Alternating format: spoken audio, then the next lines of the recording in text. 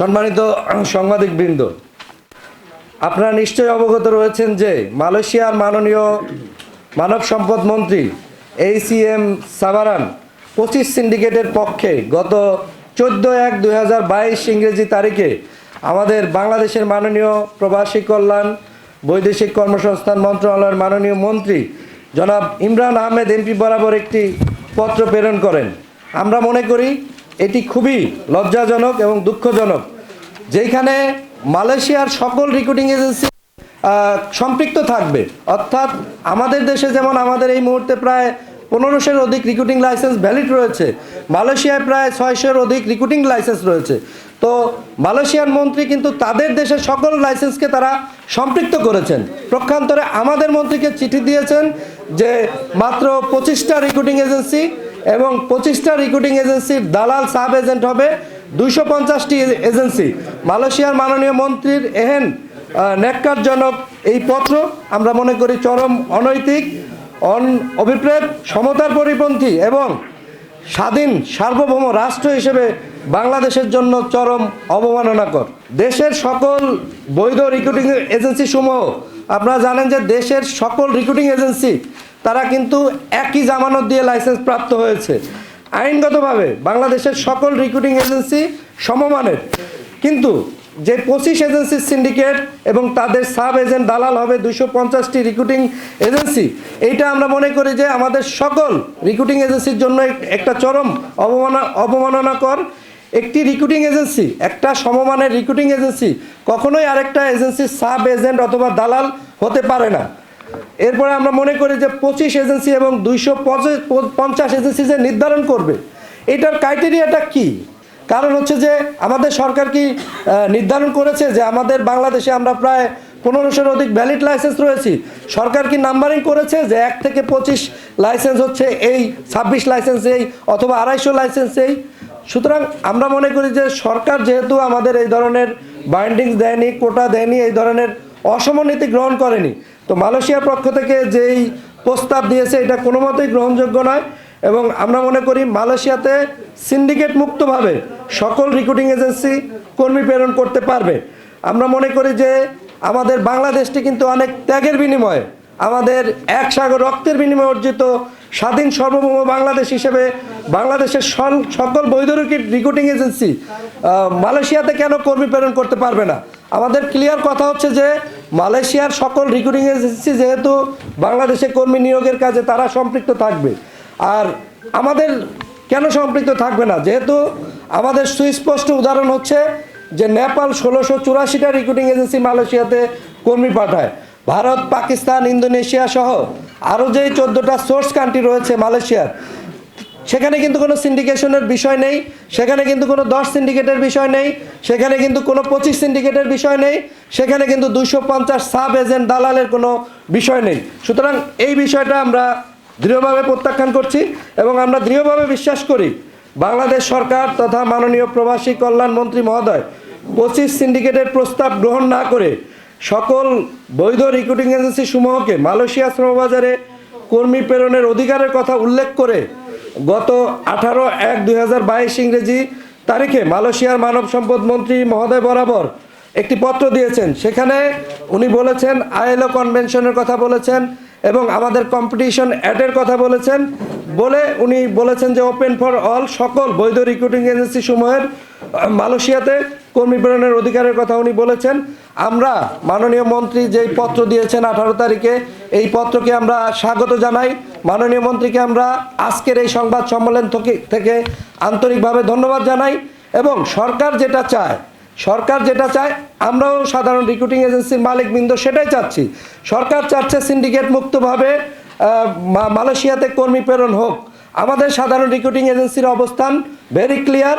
আমরা সরকারের সহায়ক শক্তি হিসেবে, অর্থাৎ সরকার যেখানে চাচ্ছে যে কোনো ধরনের সিন্ডিকেট হবে না, কোনো ধরনের সিন্ডিকেশন করে কোনো এই সেক্টরে নৈরাজ্য নিয়ে আসা যাবে না, আমরা কিন্তু সরকারের হাতকে শক্তিশালী করার জন্য, আমাদের মাননীয় মন্ত্রীর হাতকে শক্তিশালী করার জন্যই কিন্তু আজকের আমাদের এই সংবাদ সম্মেলন এবং মাননীয় মন্ত্রী মহোদয় যেই 18 তারিখে যেই চিঠি দিয়েছেন আমাদের সকল রিক্রুটিং এজেন্সির জন্য শ্রমবাজার উন্মুক্ত করার জন্য আজকের এই সংবাদ সম্মেলনের মাধ্যমে মাননীয় মন্ত্রীর এই পত্রকে আমরা স্বাগত জানাই এবং বাংলাদেশের সকল রিক্রুটিং এজেন্সির পক্ষ থেকে, রেমিটেন্স যোদ্ধাদের পক্ষ থেকে আমরা মাননীয় মন্ত্রীর প্রতি কৃতজ্ঞতা প্রকাশ করি। আমরা মনে করি, আমরা দৃঢ়ভাবে বিশ্বাস করি যে আসন্ন যে ওয়ার্কিং কমিটির বৈঠক হবে, সেই বৈঠকে যে কোন পন্থায় কর্মী নিয়োগ হবে, আমরা মনে করি যে দেখেন যে মালয়েশিয়ায় যে অন্য আরও দেশগুলি 14টা সোর্স কান্ট্রি রয়েছে, সেখানে কিন্তু নিয়োগকর্তাই নির্ধারণ করে যে কর্মী কোন এজেন্সি,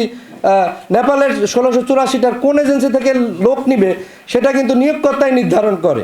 সুতরাং আমরা এটা বলতে চাই যে অন্যান্য দেশের সঙ্গে যেই এমওইউ স্বাক্ষরিত হয়েছে, নিয়োগকর্তা অর্থাৎ আমি ক্লিয়ার বলতে চাই যে ওই দেশে যারা ফ্যাক্টরি, যারা অন্যান্য কলকারখানা বা প্লান্টেশন যারা নিয়োগকর্তা, তারা বাংলাদেশের সকল বৈধ রিক্রুটিং এজেন্সি থেকে তারা স্বাধীনভাবে সিলেক্ট করবে যে কার কাছ থেকে নিবে। সরকার এখানে আপনার অনলাইন সিস্টেমের মাধ্যমে 10 জন 25 জন, যদি মালয়েশিয়ান সরকার এটা চায়, আমরা দৃঢ়ভাবে বিশ্বাস করি আমাদের মাননীয় মন্ত্রী এবং আমাদের মাননীয় প্রধানমন্ত্রী, আমাদের দেশরত্ন শেখ হাসিনা এটা কখনোই মেনে নেবে না।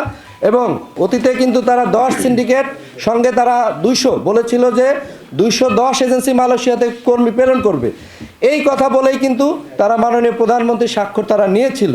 আমরা মনে করি যে মাননীয় প্রধানমন্ত্রীর সঙ্গে অতীতের যে 10 সিন্ডিকেট চক্র, তারা কিন্তু প্রতারণা করেছে এবং বর্তমানে যে 25 সিন্ডিকেটের জন্য অপচেষ্টা করেছে, আমরা বিভিন্ন মিডিয়ার মাধ্যমে জানতে পেরেছি যে তারা এখানে কোটি কোটি টাকা তারা অনৈতিকভাবে বন্টন করেছে সিন্ডিকেট করার জন্য। এই 25 সিন্ডিকেট করার জন্য তারা কোটি কোটি টাকা মনে করেন যে অসাধুদেরকে দিয়ে তারা এই সিন্ডিকেট জায়েজ করতে চায়। আমরা দৃঢ়ভাবে বিশ্বাস করি এবং মাননীয় প্রধানমন্ত্রীকে আমরা অনুরোধ করতে চাই যে অতীতের 10 সিন্ডিকেট যেভাবে আমাদের সরকারকে যেভাবে আন্তর্জাতিক মহলে প্রশ্নবিদ্ধ করেছিল, দেশীয়ভাবে প্রশ্নবিদ্ধ করেছিল এবং আমরা যে হিউম্যান ট্রাফিকিংয়ের একটা ঝুঁকির মধ্যে ছিলাম এই সিন্ডিকেটের কারণে, সেটা কিন্তু ইতিমধ্যে আন্তর্জাতিক বিভিন্ন সংস্থা সেটা বলেছে। সুতরাং আমরা মনে করি যে আমাদের মাননীয় প্রধানমন্ত্রী বর্তমান যে অতীতের 10 সিন্ডিকেটের ধারক বাহকেরাই বর্তমানে আবার কিছু লাইসেন্সকে সম্পৃক্ত করে 25 সিন্ডিকেটের অপচেষ্টা তারা চালাচ্ছে এবং আমরা মনে করি আমরা মাননীয় প্রধানমন্ত্রীর কাছে আকুল আবেদন জানাবো যে কোনো মতেই অতীতের 10 সিন্ডিকেটের ন্যায় আবার যেন 25 সিন্ডিকেট অথবা 250 সাব এজেন্ট দালাল প্রথা করে আমাদের মাননীয় প্রধানমন্ত্রীকে ভুল বুঝিয়ে যেন এই ধরনের কোনো অনুমোদন মাননীয় প্রধানমন্ত্রী না দেন, এই বিষয়ে আমরা মাননীয় প্রধানমন্ত্রীর কাছে আমরা অকুল আবেদন জানাচ্ছি। মালয়েশিয়ার সকল রিক্রুটিং এজেন্সি কর্মী নিয়োগে সম্পৃক্ত রয়েছে, বাংলাদেশের সকল রিক্রুটিং এজেন্সি তাহলে কেন কর্মী প্রেরণ করতে পারবে না? আমরা বলতে চাচ্ছি যে যেহেতু মালয়েশিয়ার সকল রিক্রুটিং এজেন্সি সম্পৃক্ত, আমাদের দেশের সকল এজেন্সিকেও এখানে সম্পৃক্ত করতে হবে।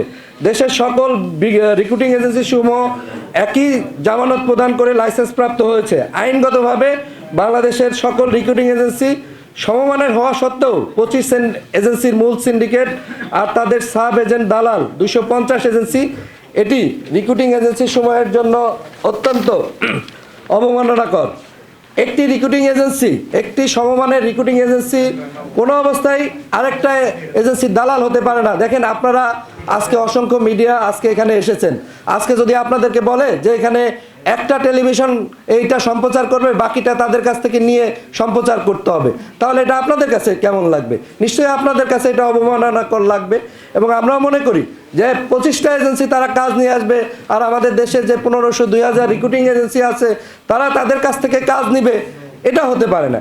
এটা আমরা মনে করি যে এটা আমরা প্রত্যাখ্যান করি এই ধরনের প্রস্তাবনা। 25 এজেন্সি এবং 250 এজেন্সির সিন্ডিকেটের যোগ্যতার মাপকাঠি বা কী, এটা আমরা প্রশ্ন করতে চাই। আমরা বলতে চাই যে যেখানে নেপালের 1600 এজেন্সি মালয়েশিয়াতে কর্মী প্রেরণ করে এবং অন্যান্য সকল এজেন্সি সিন্ডিকেট মুক্তভাবে কর্মী প্রেরণ করে, তাহলে আমাদের দেশে কেন এটা হবে? মালয়েশিয়ার শ্রমবাজারে অতীতের 10 সিন্ডিকেট 10 × 20 অর্থাৎ এক একজন 20 জন করে মোট 210টি রিক্রুটিং এজেন্সি কর্মী প্রেরণের লিখিত অঙ্গীকার করে 2016 সালে মাননীয় প্রধানমন্ত্রী লিখিত অনুমোদন গ্রহণ করেছিল। তবে বাস্তবতা হচ্ছে 10 সিন্ডিকেট ছাড়া আপনারা জানেন যে অতীতে মাননীয় প্রধানমন্ত্রীকে লিখিত অনুমোদন নিয়েছিল 210 জন পাঠাবে, কিন্তু তারা ওই 10 জনই পাঠিয়েছে, 11 জন কিন্তু পাঠাতে পারে নাই। তো এই বিষয়টাতে আমরা মনে করি যে সিন্ডিকেট ছাড়া একটি এজেন্সিওকে মালয়েশিয়াতে কিন্তু অতীতে প্রেরণ করতে পারে নাই, 10 জনেই প্রেরণ করেছিল।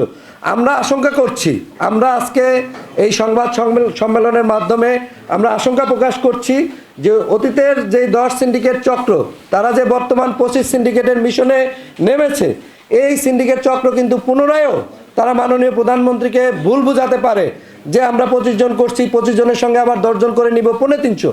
এই ধরনের ভুল ফিগার দিয়ে তারা মাননীয় প্রধানমন্ত্রীর অনুমোদনের অপচেষ্টা তারা করতে পারে বলে আমরা আশঙ্কা করছি, এবং আমরা মনে করি যে এই অপচেষ্টা যেন পুনরায় সফল না হয়, এটা আমরা মাননীয় প্রধানমন্ত্রীর কাছে দৃষ্টি আকর্ষণ করছি।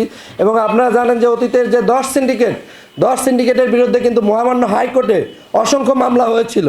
একটি মামলায় কিন্তু আদেশও রয়েছে যে কোনো ধরনের সিন্ডিকেট মালয়েশিয়া শ্রমবাজারে কোনো ধরনের সিন্ডিকেট করা যাবে না মর্মে মহামান্য হাইকোর্টের কিন্তু একটা আদেশ রয়েছে। আমরা এখানে সেই মামলার কথা উল্লেখ করেছি যে যদি ভবিষ্যতে এই ধরনের চেষ্টা করা হয় তাহলে কিন্তু এটা দেশের আইন বিরোধী হবে, যেখানে বাংলাদেশের সর্বোচ্চ আদালতের একটা রায় আছে যে মালয়েশিয়া শ্রমবাজারে কোনো ধরনের সিন্ডিকেট করা যাবে না। তো আমরা মনে করি যে যদি আমরা এই সিন্ডিকেট ঠেকানোর জন্য আমরা শান্তিপূর্ণ উপায়ে বাংলাদেশের আইন বিধিবিধান মেনে আমরা কাজ করব, আমরা আমাদের প্রতিবাদ অব্যাহত রাখব।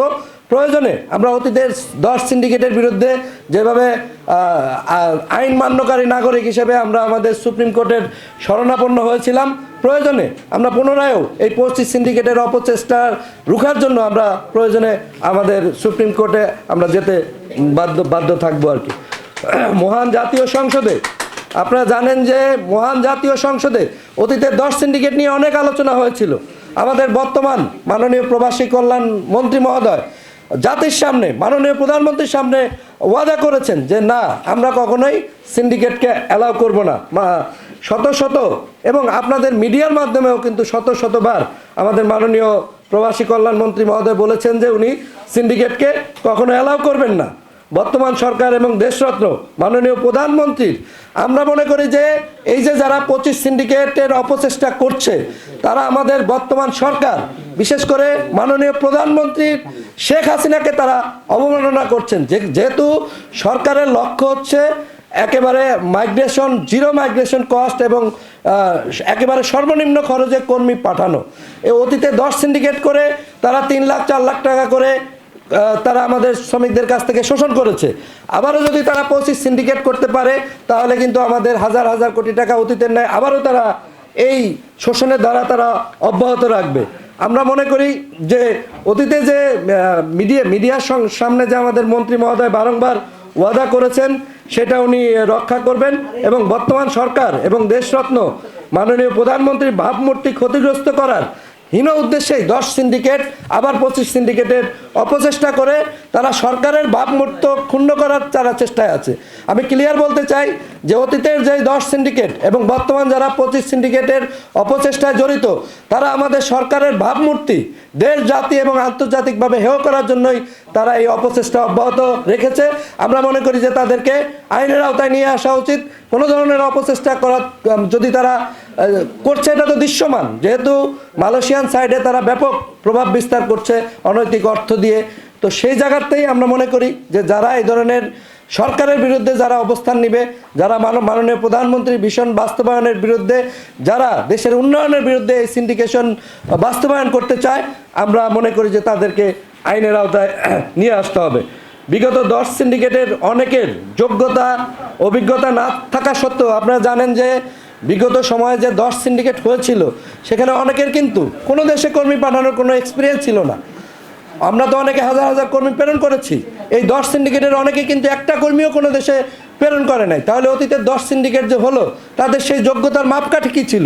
আজকে যদি আমরা মনে করতাম যে দেশের শীর্ষ 10 এজেন্সি মালয়েশিয়াতে কর্মী প্রেরণ করে নৈতিক অর্থের লেনদেন করে লাইসেন্স সিলেকশন হয়, যাদের কোনো যোগ্যতা নাই, দক্ষতা নাই, অভিজ্ঞতা নাই, তারা কিন্তু অনৈতিকভাবে টাকা দিয়ে এই সিন্ডিকেশনে তারা যুক্ত হয়।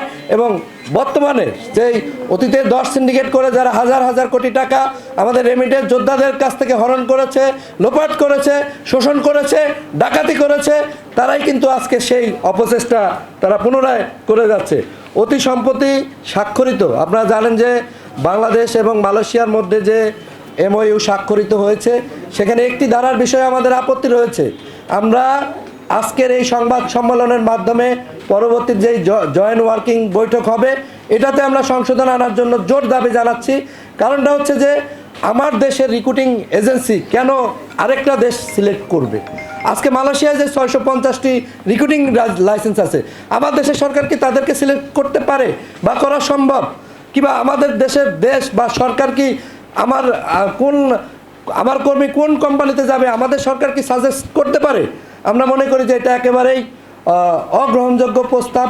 অন্যান্য বিশ্বের বিভিন্ন দেশে বাংলাদেশ যেভাবে কর্মী প্রেরণ করে থাকে, অর্থাৎ আমি বলতে চাচ্ছি যে নিয়োগকর্তা সিলেক্ট করবে, অর্থাৎ যারা মালিক রয়েছেন, যারা ফ্যাক্টরির অনার রয়েছেন, বিভিন্ন তারা আমাদের রিক্রুটিং এজেন্সি চুজ করবেন। অটোমেটিক্যালি আমাদের দেশের রিক্রুটিং এজেন্সি মানে বাছাই করার ক্ষমতা আমাদের বন্ধুপ্রতিম মালয়েশিয়া তাদেরকে দেওয়ার একেবারেই আমাদের সার্বভৌম বিরোধী, এবং অন্য সকল দেশ যেই সিস্টেমে মালয়েশিয়াতে কর্মী প্রেরণ করে সেই সিস্টেম বিরোধী। তাহলে আমরা তো আর এখন তলাবিহীন ঝুড়ি নয়, এখন আমরা একটি স্বল্পোন্নত দেশ থেকে উন্নত দেশের কাতারে আমরা যাচ্ছি। আমরা এখন বার্গেনিং করতে পারি।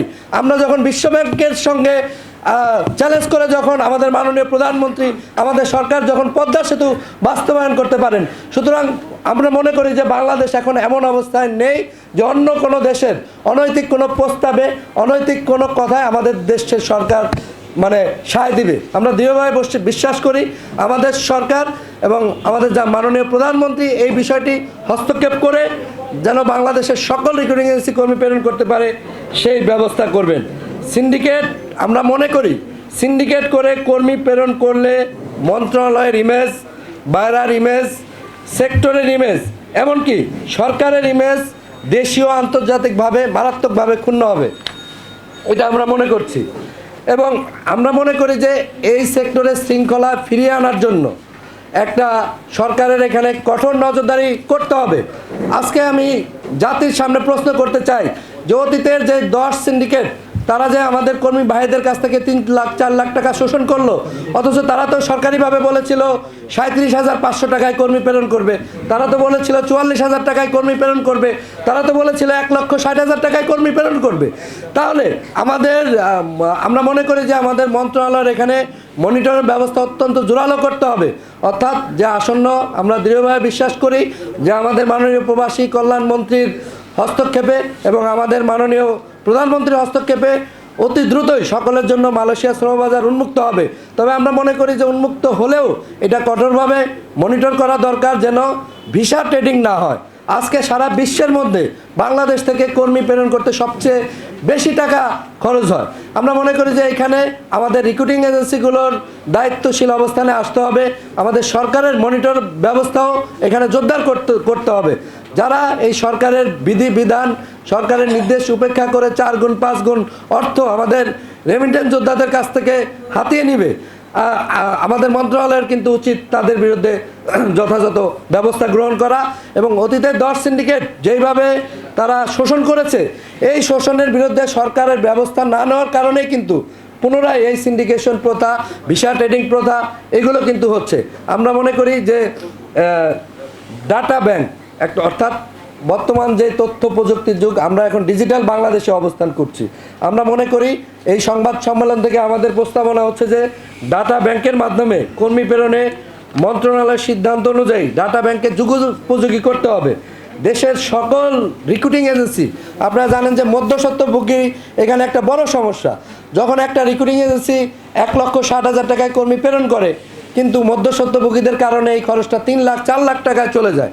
এখানে আমরা মনে করি যে একটা মানে স্বচ্ছ এখানে মানে একটা সফটওয়্যারের মাধ্যমে এই ব্যবস্থাটা যদি করা যায়, যে সেটা হচ্ছে আমাদের প্রস্তাবনাটা হচ্ছে যে মিডলম্যান বাদ দিয়ে সরাসরি ডাটা ব্যাংক থেকে নিয়োগকর্তা কম খরচে মালয়েশিয়া সিন্ডিকেট মুক্ত কর্মী প্রেরণ করা সম্ভব। অর্থাৎ আমরা এটা বলতে চাচ্ছি যে একটা অনলাইন সিস্টেমের মাধ্যমে, ধরেন আমি 500 কাজের ডিমান্ড নিয়ে আসছি মালয়েশিয়ায়, তো আমি যদি না জানি যে আমি কার কাছ থেকে নিব, তাহলে কিন্তু সেই টাকাটা আমি বেশি নিতে পারবো না। সরকার যদি এখানে নজরদারি জোরদার করে যে সরকারের কাছে এখন 50,000 লোক আছে, আমার 500 ডিমান্ড, ওই সরকারের সিস্টেম থেকে আমি 500 কর্মী নিব, একটা সরকার নির্ধারিত রেটে। তো এখানে আমরা বলতে চাচ্ছি যে অ্যাপসের মাধ্যমে এটাকে যুগোপযোগী করে এই কাজটা করার জন্য যেন এই শোষণের হাত থেকে আমাদের রেমিটেন্স যোদ্ধারা রেহাই পায়। এবং আমরা মনে করি যে নেপালের 1600+ রিক্রুটিং এজেন্সি মালয়েশিয়াতে কর্মী প্রেরণ করে, ভারত, পাকিস্তান, শ্রীলঙ্কা, ইন্দোনেশিয়া সকল দেশে কিন্তু সিন্ডিকেট মুক্তভাবে মালয়েশিয়ায় কর্মী প্রেরণ করে। 2010 সালে 10 এজেন্সির সিন্ডিকেট সরকার নির্ধারিত অর্থের চাইতে 3-4 গুণ অর্থ গ্রহণ করে মালয়েশিয়ায় কর্মী প্রেরণ করেছিল। অতীতে যারা 10 সিন্ডিকেট করেছিল তারাই বর্তমানে 25 সিন্ডিকেট করে দেশের ভাবমূর্তি, সরকারের ভাবমূর্তি নষ্ট করার অপচেষ্টায় লিপ্ত রয়েছে। আমরা মনে করি যে একটি স্বাধীন বিচার বিভাগীয় তদন্ত কমিটি গঠন করে অতীতে যারা সিন্ডিকেশন করেছে এবং ভবিষ্যতেও যারা এই সিন্ডিকেশন করার অপচেষ্টায় জড়িত তাদেরকে দৃষ্টান্তমূলক শাস্তি প্রদান করা উচিত সরকার এবং দেশের স্বার্থে। অর্থাৎ আমরা বলতে চাই যে অতীতে এই সেক্টরের যে নৈরাজ্য অবস্থা হয়েছে, অতীতে যে 10 সিন্ডিকেটের মাধ্যমে শত শত কোটি টাকা, হাজার হাজার কোটি টাকা দেশ থেকে পাচার করে দেওয়া হয়েছে, এই ধারাবাহিকতা যেন ভবিষ্যতেও না আসে এবং অতীতে যারা এই ধরনের কর্মকাণ্ড করেছে একটি স্বাধীন বিচার বিভাগীয় তদন্ত কমিশন গঠন করে তাদেরকে বিচার আওতায় নিয়ে আসার জন্য আজকের এই সংবাদ সম্মেলন থেকে আমাদের আহ্বান।